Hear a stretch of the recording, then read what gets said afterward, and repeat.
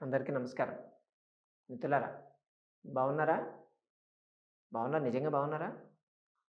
బాగున్నారంటే మీరు మెడికల్ టెస్టులకి వెళ్ళలేదని అర్థం. లాజిక్ అర్థమైందా? ఈ మాస్టరల్ చెకప్‌లు, ఫుల్ బాడీ చెకప్‌లు అని చెప్పి ఈ అడ్వర్టైజ్‌మెంట్‌లు వస్తుంటాయి. ఆఫర్‌లు బాగా ఇస్తుంటారు. వాటికి వెళ్ళారంటే మనిషిగా వెళ్ళి పేషెంట్‌గా వస్తారు. మీ ఆనందాన్ని ఖర్చు పెట్టుకున్నట్టే లెక్క. నిజం చెప్పాలంటే. ఎందుకంటే చాలా వరకి అవి బ్లడ్ టెస్ట్‌లు. మాక్సిమం బ్లడ్ టెస్ట్‌లే ఉంటాయి. బ్లడ్ టెస్ట్‌లనేటివి డైనమిక్ టెస్ట్‌లవి. అంటే గంట గంటకి మారిపోతాయి మన బాడీలో. ఎందుకంటే పొద్దునున్నట్టు సాయంత్రానికి ఉండదు కదా! అంత కాన్స్టెంట్‌గా ఎందుకుంటాయండి అవి? మన బాడీలో జీవక్రియలు జరుగుతూ ఉంటాయి. ప్లస్ దాంతో పాటు మన మూడ్స్ మారుతుంటాయి. మన యాక్టివిటీ మారుతూ ఉంటుంది.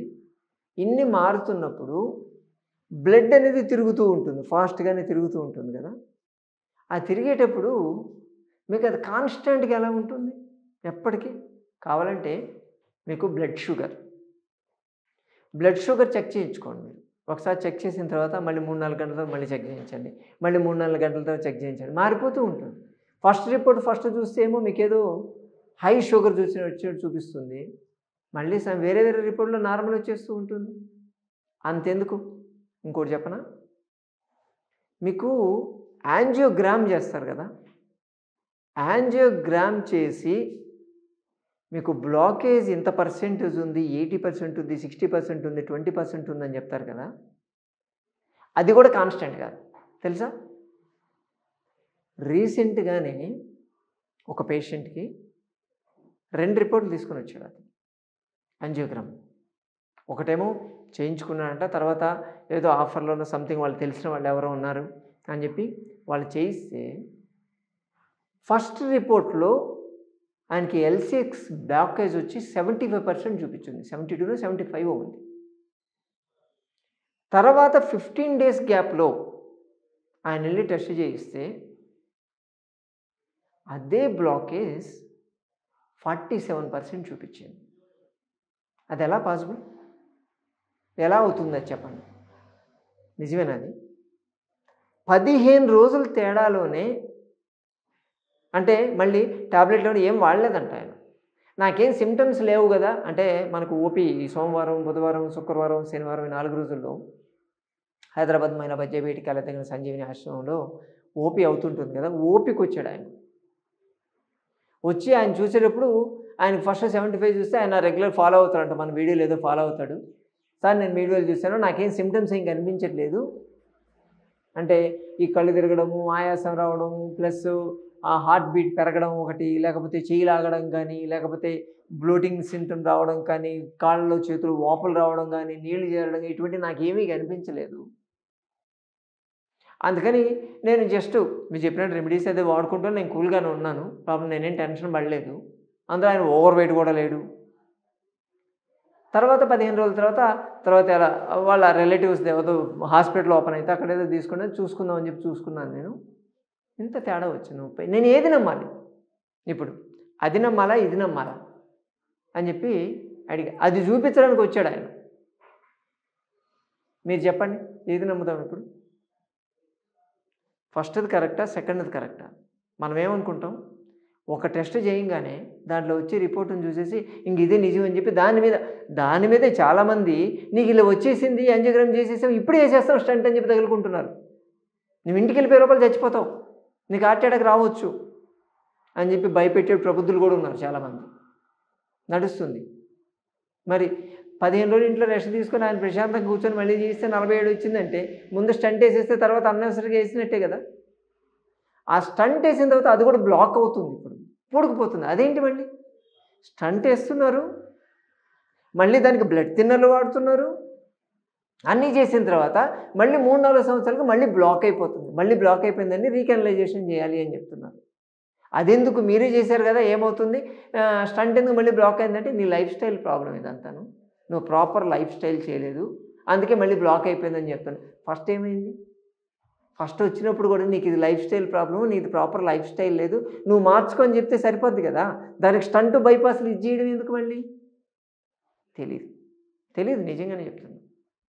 జనాలు ఎందుకు పోతారో వాళ్ళు చెప్పగానే ఎందుకు భయపడిపోతారు? ఫస్ట్ ఆఫ్ ఆల్ మనకు కాన్ఫిడెన్స్ ఉండదండి. ఫస్ట్ మనకెక్కడో లోపల మన లైఫ్ స్టైల్ ఏంటో మనకు తెలుసు. మనం ఎక్కడ తిన్నాము, ఎక్కడ తాగాము, ఎక్కడ తందనాలాడాము, ఎక్కడ ఏం చేస్తున్నాము అన్నది మనకు తెలుసు. మనం చేసే తప్పులు మనకు తెలుసు. కాకపోతే అది లోపల టింగ్లింగ్ ఉంటుంది, లోపల కొట్టుకుంటూ ఉంటుంది. నువ్వు తప్పు చేస్తున్నావు, నీకేమైనా ప్రాబ్లం వస్తుందని చెప్పి లోపల అంతరాత్మ ఒకటి ఉంటుంది కదా, అది బతకనిది మనల్ని. దానికని పోతాం మనం టెస్టులు. నిజం చెప్పాలంటే మాస్టర్ హెల్త్ చెకప్ ఏదైనా చేసిన తర్వాత ఏమీ ప్రాబ్లం లేదంటే డాక్టర్ కన్నా పేషెంట్ చాలా ఫీల్ అయిపోతున్నాడు ఈ రోజుల్లో. ఏమీ లేదా, డబ్బులు వేస్ట్ అయినాయి అన్న ఫీల్ అయిపోతుంది. ఏదో ఉందనుకున్నానే నేను అంటే ఏదో ఉంది, అది వచ్చేదాకా ఇంకా టెస్టింగ్లు చేస్తూనే ఉంటారు. ఏదో ఒకటి తేలాలి మొత్తానికి. చిన్న కడుపు నొప్పి, కడుపులో గ్యాస్ ప్రాబ్లం వస్తే నాకు హార్ట్ ప్రాబ్లం ఉందేమో, కిడ్నీ ప్రాబ్లం ఉందేమో, లివర్ ప్రాబ్లం ఉందేమో, క్యాన్సర్ ఉందేమో అని చెప్పి విపరీతంగా చెక్ చేయించుకొని ఫైనల్గా అన్ని రిపోర్ట్లు నార్మల్ వస్తే ఏదో ప్రాబ్లం ఉంది, నువ్వు చెప్పు సార్ అని చెప్పి మా దగ్గరకు వచ్చేవాళ్ళు ఉన్నారు. దీన్ని ఏమనాలో నాకు అర్థం కావట్లేదు. ఒక విధమైనటువంటి పిచ్చి భ్రమలో బతుకుతున్నారు జనాలందరూ. అదిగా లైఫే ఒక కళ్ళెక్క తయారైపోయింది. కాబట్టి మీరు టెస్టులు చేయించుకున్నప్పుడు ఆలోచించుకోండి ఒకసారి. మేము అందుకే చెప్తున్నాం, ఎవరు కరెక్ట్, ఏది కరెక్ట్ అని చెప్పేది మీ బాడీ మాత్రమే.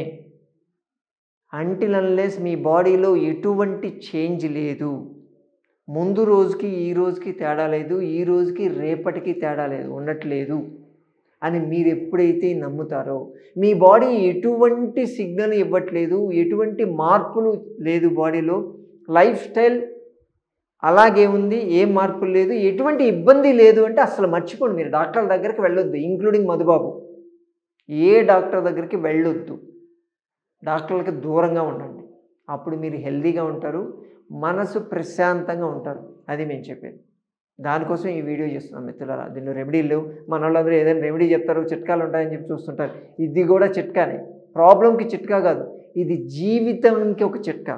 మీరు ఆరోగ్యంగా ఉండాలంటే ఈ చిట్కా ఖచ్చితంగా ఫాలో కాండి. చేస్తారు కదా? మరోసారి వీడియోతో మళ్ళీ కలుసుకుందాం. నమస్తే. నా పేరు వచ్చేసి మధుకృష్ణ మేడం.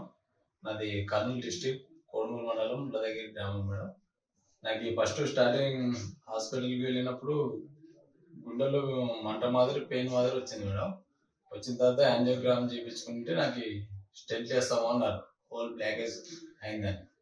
నేను అక్కడ యాంజియోగ్రామ్ చేయించుకొని తర్వాత స్టెంట్ వేస్తామంటే వద్దనుకొని బయటకు వచ్చి 4 months మెడిసిన్ వాడిన తర్వాత నాకేం మెడిసిన్ అంత ఇష్టం లేక మన యూట్యూబ్ ద్వారా సార్ని డాక్టర్ మధుబాబు గారిని చూసి నేను కర్నూలు డిస్ట్రిక్ట్ నుంచి మోదీపట్నం వరకు వచ్చిన మేడం. ఇక్కడ వచ్చిన తర్వాత 1 year బ్యాక్ సార్ చెప్పిన వెల్లుల్లి రసం, అల్లం, యాపిల్ సైడర్ వెనిగర్ ఇవన్నీ ప్యూర్ తేనె అన్నీ మిక్స్ చేసి పొద్దున సాయంత్రం కషాయం తాగడం స్టార్ట్ చేసిన కాడ నుంచి ఆయన డైట్ పొద్దున వచ్చేసి రాగి జామ్, మధ్యాహ్నం కొర్రన్నం, సొరకాయ కూర, ప్యూర్ పెరుగు, మధ్యాహ్నం నైట్ మాత్రం ఓన్లీ ఫ్రూట్స్. ఇట్లా నేను 6 months చేసిన మేడం. పొద్దున మామూలుగా అయితే ఎక్సర్సైజ్ 1 hour, అది ఎక్సర్సైజ్ చేసుకుంటా ఈ డైట్ ఫాలో అవ్వకుండా daily farmers 8 hours non stop work చేసేవాడిని. ఇప్పుడు నాకు అది యూజ్ చేశాను, అప్పుడు నా బాడీ పంపింగ్ 45, ఇప్పుడు 62. ఎప్పటికైనా కూడా సార్ చెప్పిన డైట్ ఫాలో అవుతున్నాను.